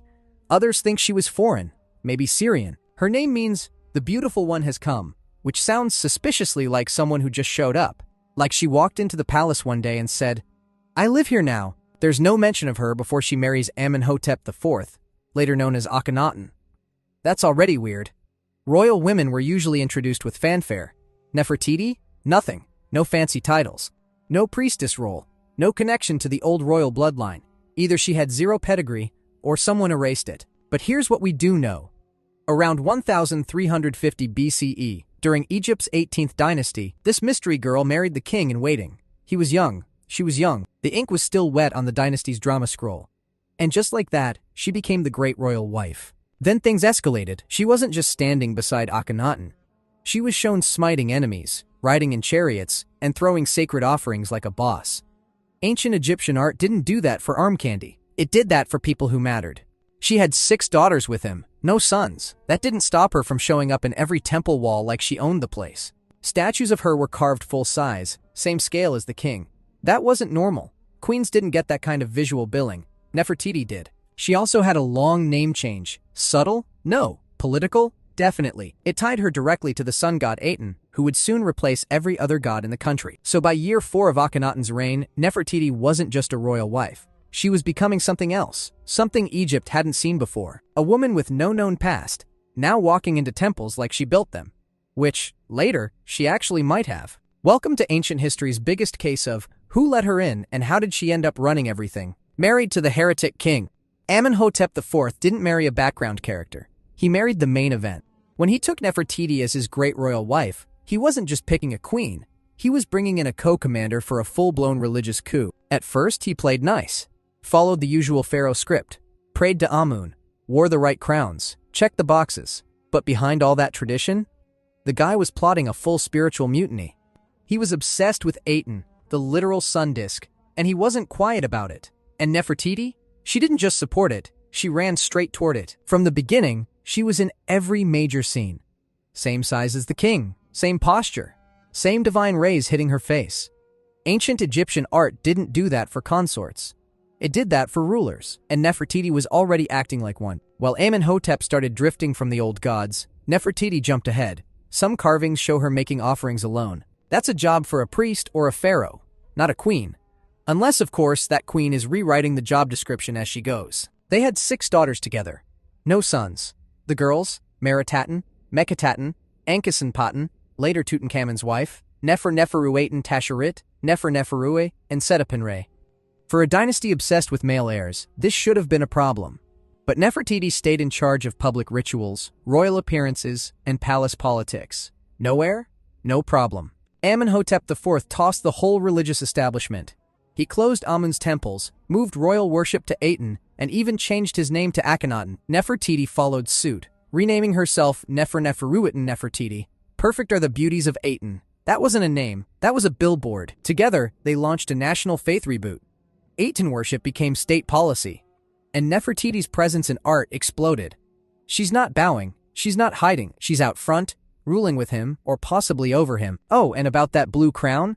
The one from the famous Berlin bust? That wasn't fashion, that was power. It's a war crown. And she wore it like she had enemies to crush. This wasn't a queen playing pretend. This was a woman elbowing her way into Egypt's top job, right next to a king who was about to burn 2,000 years of gods to the ground. The god swap. Around year 5 of Akhenaten's reign, the gods got fired. All of them. Amun, Osiris, Thoth, Hathor, every last one was kicked out of the state religion, replaced by a giant sun disk. It had no face, no mythology, just rays shaped like tiny hands reaching down. Aten wasn't new, but Akhenaten gave it a full upgrade. He wasn't worshipping through the sun anymore. Now, he said the sun was the god. Period. No priests, no middlemen, just Aten, the king, and Nefertiti. If you wanted sunlight, you had to go through them. Nefertiti wasn't just along for the ride. She helped sell this madness. In wall art, she's performing sacrifices, smashing enemies, and throwing out blessings, like a living sunbeam. Her body language screams authority. She's not behind the king, she's next to him. Sometimes instead of him. Together, they treated Aten like a jealous rock star. Only one spotlight, and they stood in it. The royal couple became the literal bridge between the people and the god. Everyone else? Just background noise. Even high priests were sidelined. And the temples? Looted, shut down, or stripped for building materials. They built new open-air shrines with no roofs. Why? So Aten could shine directly down. Clever branding. Even their art changed. Forget stiff, perfect poses. Now it was curves, wrinkles, belly rolls, weird heads. Some statues looked more like biology experiments than pharaohs. This wasn't a mistake, but a style. Human, intimate, raw. Akhenaten and Nefertiti's family scenes were everywhere. They're shown kissing their kids, leaning into each other, eating together. It's almost sweet until you realize it's also a power play. They wanted to be seen as the ideal divine family. Aten's chosen ones, the new holy standard. And Nefertiti? She leaned in hard. She was now Neferneferuaten Nefertiti, Aten's feminine face on earth. In some carvings, she's shown wearing the full pharaoh regalia. The blue war crown, the crook and flail, the ceremonial beard. She's not just praying to the sun. She is the sun, or close enough. Egypt didn't get a say. The god swap wasn't a vote. It was a royal order. Aten in, everyone else out. And the woman enforcing it? She wasn't hiding behind her husband. She was leading the damn cult, the city they built from scratch. The old capital, Thebes, had temples for every god. So Akhenaten did the logical thing. He left. Packed up the court, abandoned centuries of tradition, and started over in the middle of nowhere. Welcome to Akhenaten, a brand new city for a brand new god. Today, we call it Amarna. Back then, it was a sacred flex. Built fast, carved into cliffs, loaded with palaces, open-air altars, and sun-drenched courtyards. It wasn't just urban planning. It was propaganda in limestone. Aten's light hit everything. And in the middle of it all, Nefertiti. She didn't just move in. She co-founded the city. Her name is carved into boundary stelae around the outskirts, legal markers that claimed the land for the royal cult. That wasn't ceremonial, that was administrative. Only kings did that. But here she was, laying down divine real estate law. Amarna was designed to erase the past. No temples to Amun. No shrines to old dynasties. Just Aten, Akhenaten, Nefertiti, and their 6 daughters in every scene. The city had its own rules, its own style, and its own religious system, and Nefertiti wasn't in the background. She was in every official building, every carved wall, every ritual scene. She had her own palace, not a side room, a full complex. Excavations at Amarna uncovered massive columns, painted reliefs, and luxury materials linked to her residence. Scenes show her sitting on a throne, issuing commands, inspecting tribute. Again, that's pharaoh stuff. She didn't wait to be handed power. She built a city where she already had it. And the public art? Nefertiti is all over it. Her images are as frequent and sometimes more detailed than Akhenaten's. She's not just smiling beside him. She's in action, standing tall, clubbing enemies, or making offerings directly to Aten without him present. That's not accidental, that's a message. This city was more than a religious hub, it was a stage. Every street, statue, and shrine said the same thing. Aten rules, and so do we. The power behind the paint. Nefertiti didn't just show up in the artwork, she took over the medium. At Amarna, propaganda got personal. Forget timeless statues of gods and pharaohs with chiseled abs. This era gave us crooked bellies, squinting eyes, elongated skulls, and one queen who practically photobombed history. The Amarna art style was a full break from the old rules. It was awkward, alien, and shockingly honest. You see Nefertiti mid-movement, twisting sideways, kissing her daughters, even scolding one. This wasn't royal fluff. It was deliberate storytelling. And it told everyone exactly who was in charge. Wall after wall shows Nefertiti nearly identical in size and posture to Akhenaten. No shrinking violet, no silent shadow. She's shown in royal processions, religious ceremonies, state functions, and battle scenes. One relief even has her smashing an enemy's head with a mace, a pose previously reserved for kings. That wasn't symbolism. That was policy. She's also seen riding a chariot, flanked by servants, decked out in full Atenist regalia. Her crown, the tall blue flat top, was exclusive. It didn't copy any previous queen's look. It became her personal brand. And when Egyptian artists start treating your face like a logo, you're not just famous, you're political. Which brings us to that bust. In 1912, a German team led by Ludwig Borchardt found the now iconic painted limestone bust in the studio of sculptor Thutmose at Amarna. The piece is nearly 3,400 years old. It shows Nefertiti with a long neck, high cheekbones, and a calm, regal gaze. But here's the kicker, it was never finished. The left eye is missing, not damaged, just never completed. Even unfinished, it's one of the most reproduced faces in the world. Museums, posters, stamps, fake Instagram filters, you name it. But this wasn't just ancient glamour, it was propaganda. That bust was a model. Artists probably used it to copy her face onto official art. Think mass production, 1300 BCE style. In her time, Nefertiti's image was everywhere, because her power was everywhere. Egypt wasn't just seeing a queen, it was seeing a ruler who controlled the message, the media, and the myth. And no one else in ancient Egypt, not even Cleopatra, had that kind of art direction. Co-regent, or pharaoh. Somewhere around year 12 of Akhenaten's reign, the power balance got weird. Nefertiti, already queen, priestess, goddess, and co-ruler in everything but name, suddenly started showing up with the symbols of a pharaoh. Crook and flail? Yep. Blue war crown? Still got it. Full-scale statues with no husband in sight? That too. Egypt had a word for this kind of move. Co-regency. It meant ruling side by side, officially. And Nefertiti was likely elevated to that position under the name Neferuiten, a title used in inscriptions from the final years of Akhenaten's rule. But the problem? The records are a mess. Names were chiseled over, erased, swapped. Royal cartouches, name rings, were altered mid-reign. It's like ancient Egypt hit a political panic button. One theory says Nefertiti became pharaoh in all but name, sharing the throne, issuing orders, maybe even taking the lead, while Akhenaten became more isolated, strange, and possibly sick. Other scholars argue she was Pharaoh Neferuiten and ruled outright after his death. Either way, she didn't fade. She stepped up. In some inscriptions from the tomb of the official Medide II, Nefertiti is shown with the full regalia of kingship, not just as queen. She's offering to Aten alone, speaking for the throne, and participating in rituals normally reserved for pharaohs. Akhenaten isn't even in the scene. Even royal tombs were adjusted. In the royal tomb at Amarna, scenes depict Nefertiti in mourning over one of her daughters, but the quality of her figure, her placement, and the prominence suggest she was no side character. She might have been in charge of preparing burials, organizing ceremonies, even planning the next succession. That wasn't wife work. That was executive leadership. There's also a letter, called the Dakamunzu letter, sent to the Hittites after a king's death, begging for a royal husband to marry a widowed Egyptian queen who had no son to rule. Many think that queen was Nefertiti. If true, it shows she was holding the throne herself and needed a king only for optics. The vanishing act. Then, she was gone. No funeral, no tomb, no records of her death. Nefertiti, one of the most powerful women in Egyptian history, simply vanished. Around year 14 of Akhenaten's reign, her name stopped showing up. No explanation. In a civilization that documented everything, grain counts, cat burials, toenail offerings, the disappearance of a ruling queen is loud. especially one who had just been promoted to co-regent or possibly pharaoh. Some scholars say she died. Others think she changed names and kept ruling. A few even suggest she got erased, on purpose. Amarna was already unstable. Egypt's economy was shaking, the priesthood hated the new religion, and foreign relations were going downhill. Plague may have been spreading. One of her daughters, Meketaten, had recently died. Wall scenes in the royal tomb show Nefertiti mourning. That's her last confirmed appearance. After that, confusion. A ruler named Anket-Keperur Neferneferuatin shows up in inscriptions. Some say that's still Nefertiti, rebranded, upgraded, and now fully acting as pharaoh. Others think it was her daughter Meritaten, or someone else entirely. The names are similar, the records are scrambled, and later kings had no interest in clearing things up. Akhenaten dies around year 17.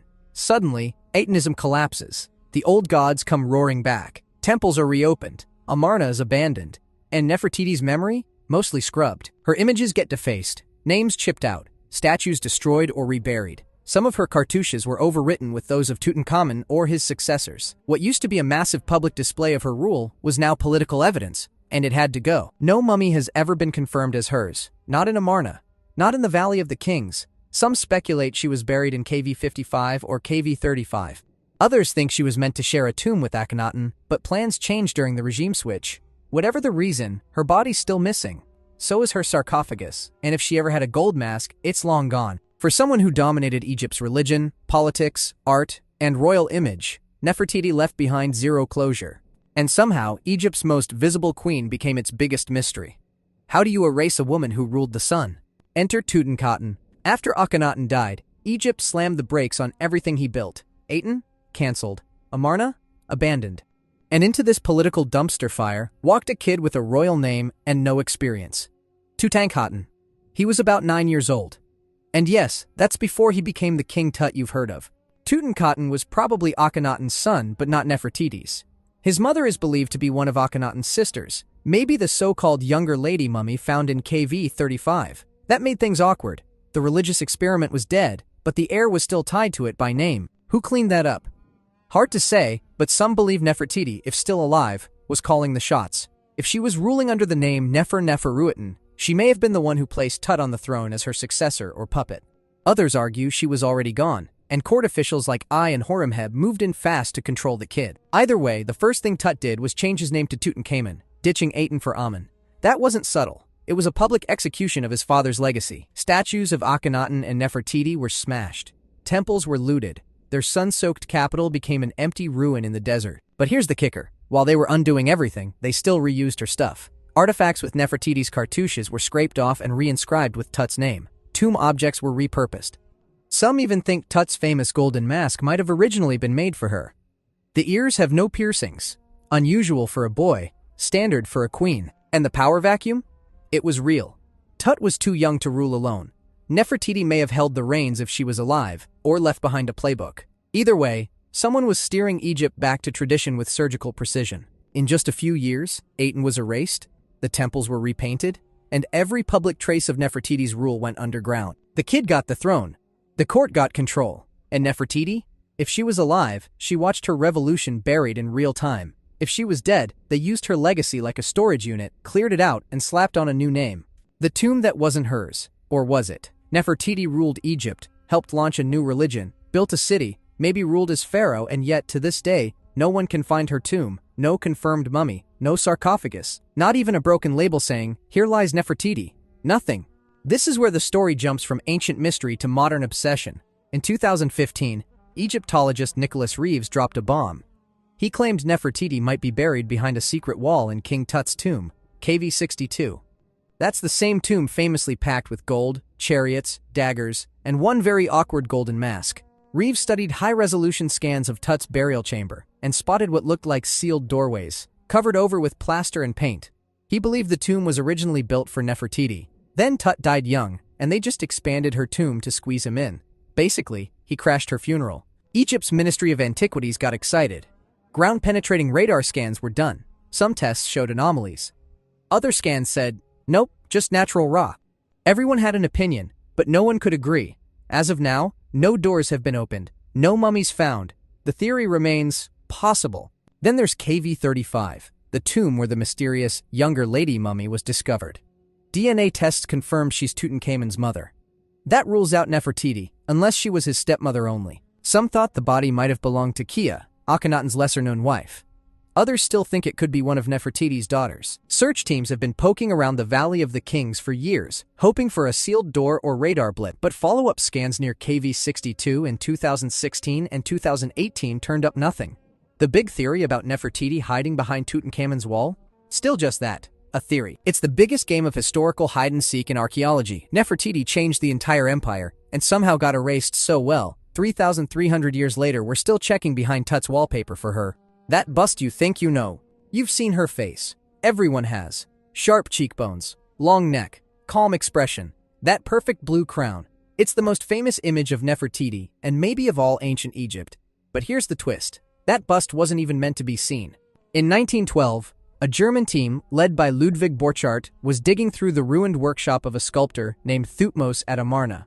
Among the rubble, a painted limestone bust of Nefertiti. No inscriptions. One missing eye. No royal tomb, just her face, sitting on a dusty shelf for over 3,000 years. It wasn't a statue. It was a model, likely used to teach apprentices or serve as a template for other artworks. That's why it's unfinished. The left eye socket is empty. No damage, just never completed. Ancient X-rays even show a sculpted core under the plaster that softens her features. It's like Photoshop in stone. Still, the bust nailed the branding. Her high blue crown wasn't just for style. That's a flat-topped war crown, a symbol of ruling power. The colors, the angles, the perfectly symmetrical face, all propaganda. This wasn't a portrait. It was a political icon. And it worked. Germany took the bust back to Berlin in 1913.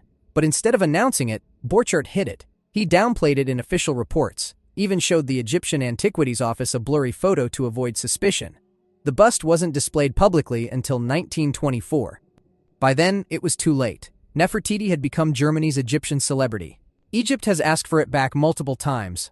Germany said no.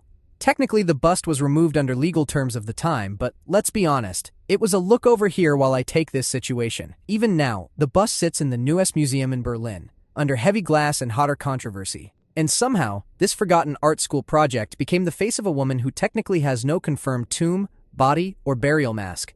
No royal inscription claiming her as pharaoh. Just this head. Perfect, famous, and totally silent. So, that bust you think you know? It's just the surface. The real Nefertiti?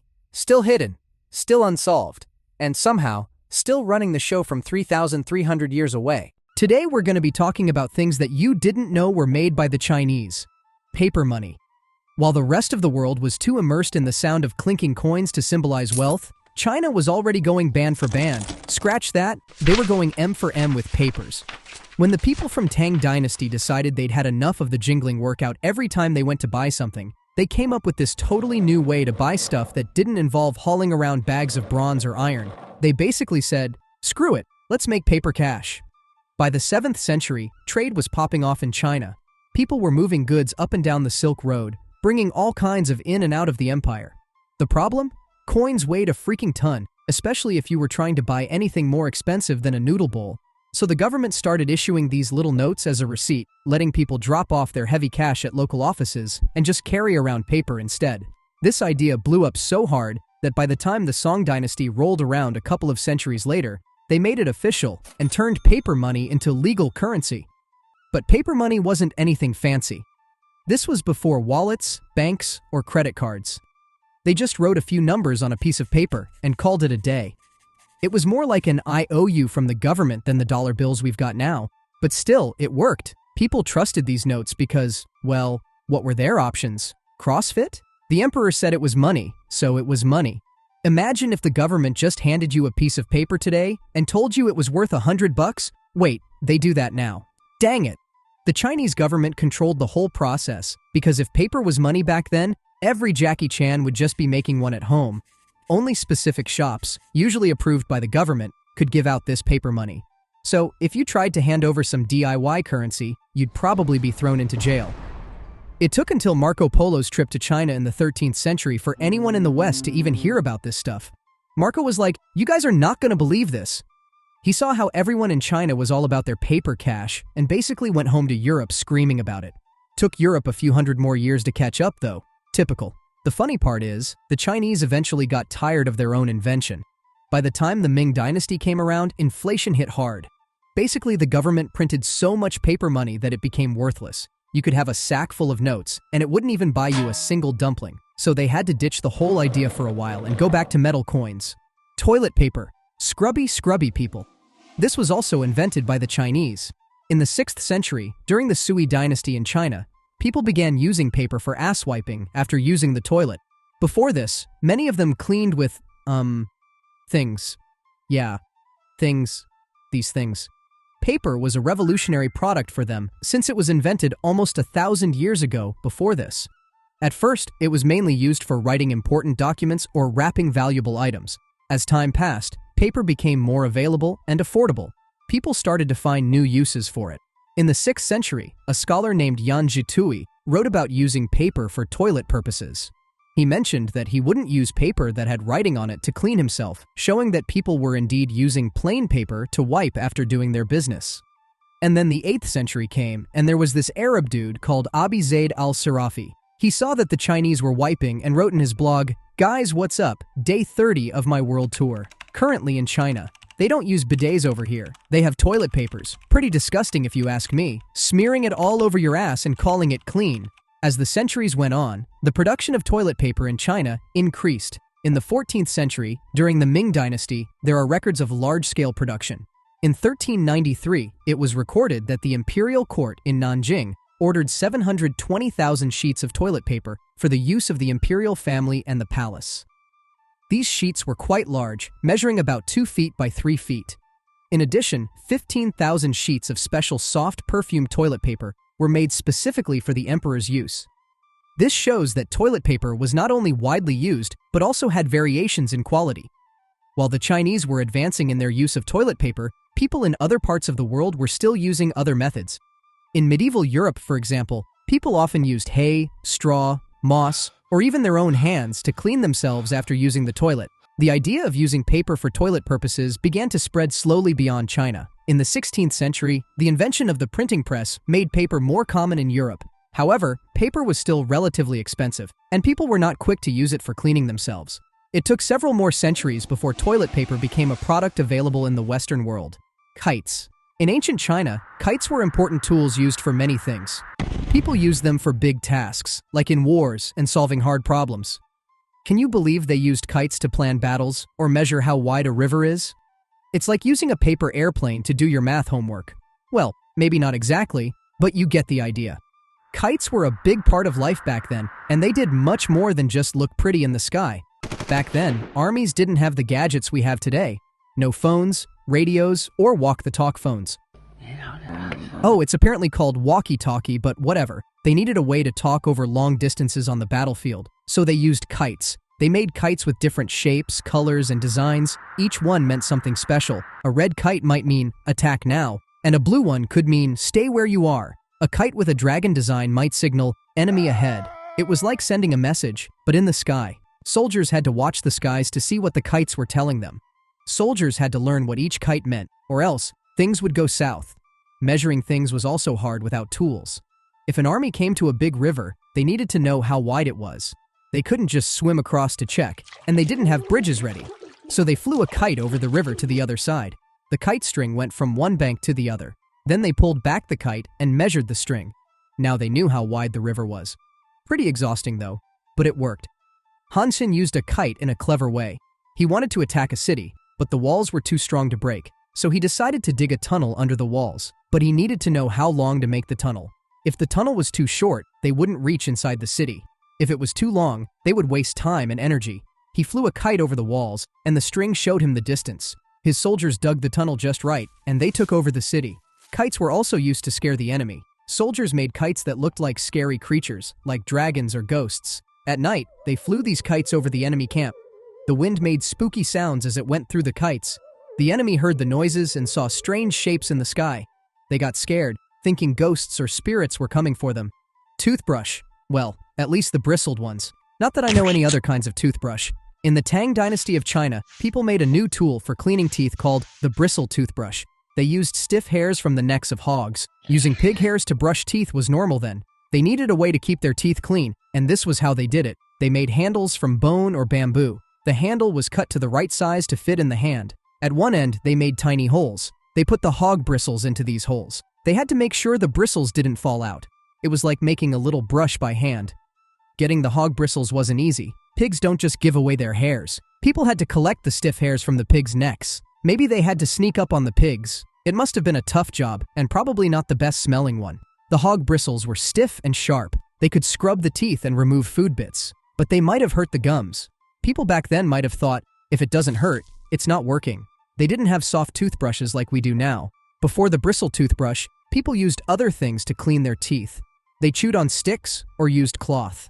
The bristle toothbrush was better. It could reach between teeth. It was like getting an upgrade. It was the new gadget of their time. Making the toothbrush took time and effort. They didn't have factories or machines. Everything was made by hand. They had to find the right materials and put it all together. It wasn't easy, but they did it. They were resourceful with what they had. You might think that hog bristles now would be something people in the Sentinelese Island would use, but the Tangs didn't have plastic or nylon. They used what they had.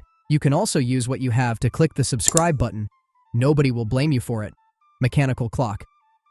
During the Song dynasty, there was a man named Su Song. He was born in 1020 and lived until 1101. He was very smart and knew a lot about many things. In 1092, he built a big clock tower in the city of Kaifeng. This clock tower was special because it was powered by water and was about 12 meters high. The clock tower showed how the sun, moon, and stars moved. On top of the tower, there was a model of the sky called an armillary sphere. It had rings that showed how the sun and stars moved across the sky. There was also a globe that showed where the stars were. People could look at the tower and see where the stars were at any time. The clock tower worked by using water. Water flowed down and turned a big wheel. This wheel made other wheels and gears inside the clock move. This was one of the first mechanical clocks ever made. Before this, people used sundials or simple water clocks that were not very good at keeping time. Susong's big clock was much better. I would have loved to see this big clock of his, or maybe I'm just zesty. Inside his massive clock, there was a special part called an escapement. This helped the clock keep time by controlling how the gears moved. It made sure the clock didn't run too fast or too slow. Susong was one of the first people to use an escapement in a clock. This was important because it made clocks more accurate. Without it, the clock would be useless. Another cool thing about the clock was that it used a chain drive. The chain helped move things inside the clock. This was before anyone else used chains and machines. The chain drive helped the clock work smoothly. Susong wrote a book about his clock tower. It was called New Design for an Armillary Sphere and a Celestial Globe. In the book, he drew pictures of the clock and explained how it worked. He wanted to share his ideas so others could learn. Maybe he hoped other people would build their own clock towers. In 1127, the city was attacked by enemies called the Jurchen. They came from the north and wanted to take over. They ransacked the town, and with it came the fall of his erected clock. Card games. During the Tang dynasty from 618 to 907 AD, China was a land of innovation and cultural growth.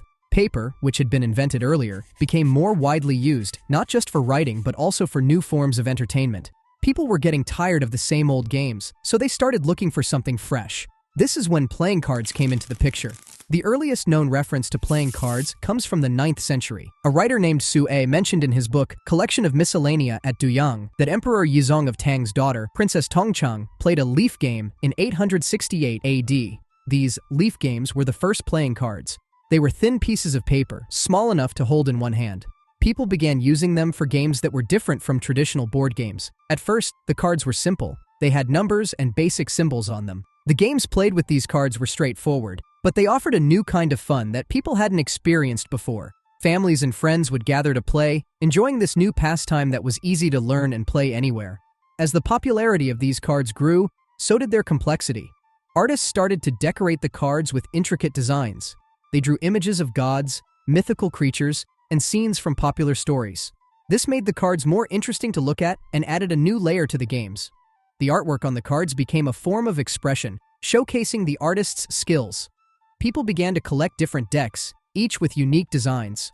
Some cards featured characters from famous novels or plays. Others had symbols representing different social classes or professions. The variety in designs made collecting cards a hobby in itself. It wasn't just about playing games anymore. It was also about owning beautiful pieces of art. In addition to being used for games, playing cards became tools for education and storytelling. Some cards had poems or moral lessons written on them. Parents used these cards to teach their children while they played.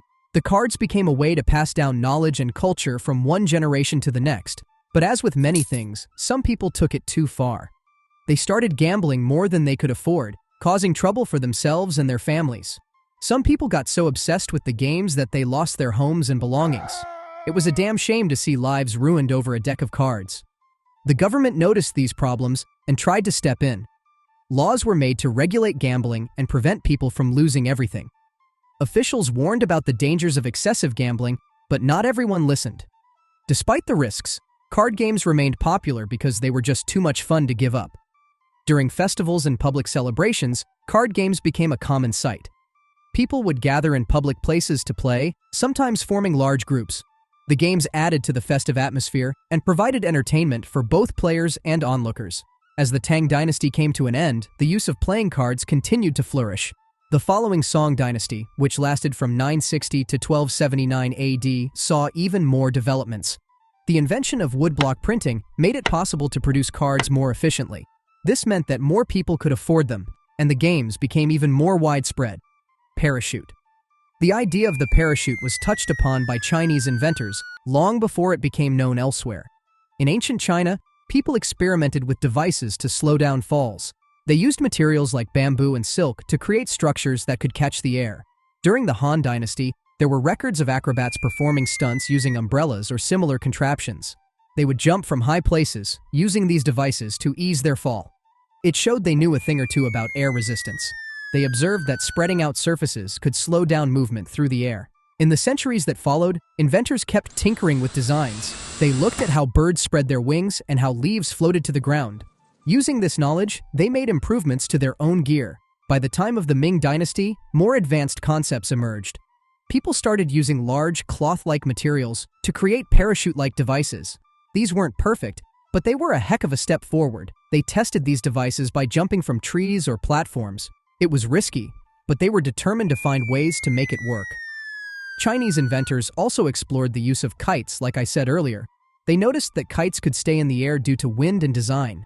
This led them to think about how similar principles could apply to slowing a fall.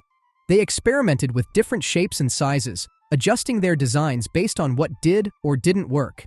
They weren't afraid to fail and try again. There are tales of a man named Wan Hu, who supposedly tried to reach the stars using rockets and a chair.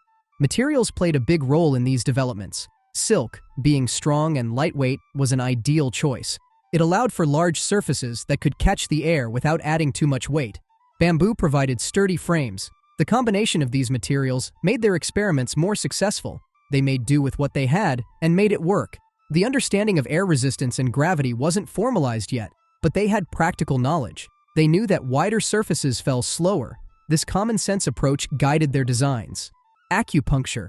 You know, that process where you have to look like this guy and a pufferfish combined to be relaxed. Chinese thing, really. People began using acupuncture over 2,500 years ago. They believed it could treat various illnesses and restore health. In the early days, during the Stone Age, people used sharp stones and bones for treatment. These were called beyond stones. They used them to pierce the skin and drain abscesses. This was a basic form of acupuncture. As time went on, they started using metal needles made of bronze and iron. This allowed for more precise treatments. Ancient Chinese medicine is based on the concept of qi. Qi is the vital life force that flows through the body. It moves along pathways called meridians. There are 12 main meridians, each linked to an organ system. If qi flows smoothly, a person stays healthy. If the flow is blocked or unbalanced, sickness can occur. Acupuncture aims to restore the balance of qi by unblocking the meridians. Around 100 BC, a medical text called the Huangdi Neijing, or the Yellow Emperor's Inner Canon, was compiled. This text lays out the theories behind Chinese medicine. It describes the meridians, acupoints, and methods of diagnosis and treatment. The book has two parts, the Su Wen and the Ling Shu. The Ling Shu focuses on acupuncture and details the techniques and functions of acupuncture points. During the Han Dynasty, acupuncture became more organized. Doctors began to classify diseases and their treatments. They also started using pulse diagnosis to determine the state of qi in the body. In the following centuries, acupuncture continued to develop. In the Tang Dynasty, the government established medical schools. They trained doctors in acupuncture and herbal medicine. Bronze acupuncture statues were created during this time. These statues had holes at the acupoints and were used for teaching. Students would practice needling the points. If they hit the right spot, water inside the statue would leak out. When Western medicine began to influence China, some scholars viewed traditional medicine as outdated. In 1822, the Qing government removed acupuncture from the Imperial Medical Institute. They considered it unfit for the elite. Practitioners were pushed to the margins, but acupuncture persisted among the common people. Rural communities continued to rely on traditional medicine. But then again, we still have it today. Seismograph. In 132 AD, Zhang Heng, a Chinese scientist and inventor, created the first seismograph to detect earthquakes. Earthquakes were a big problem in China, causing damage and loss of life. People had no way to know when or where they would happen, especially if they occurred far away. Zhang Heng wanted to find a way to detect these earthquakes so help could be sent quickly to affected areas. Zhang Heng was skilled in many fields like astronomy, mathematics, and engineering. He thought hard about how to make a device that could sense the direction of an earthquake. He designed a large bronze vessel shaped like a barrel. Around its outside, he placed 8 dragons, each facing a different direction: north, northeast, east, southeast, south, southwest, west, and northwest. Each dragon held a bronze ball in its mouth. Below each dragon was a bronze toad with its mouth open, ready to catch the ball. Inside the vessel, Zhang Heng set up a pendulum and a system of levers. When the ground shook from an earthquake, even one far away, the pendulum would move. This movement would trigger the mechanism, causing the dragon facing the direction of the earthquake to drop its ball into the toad's mouth below.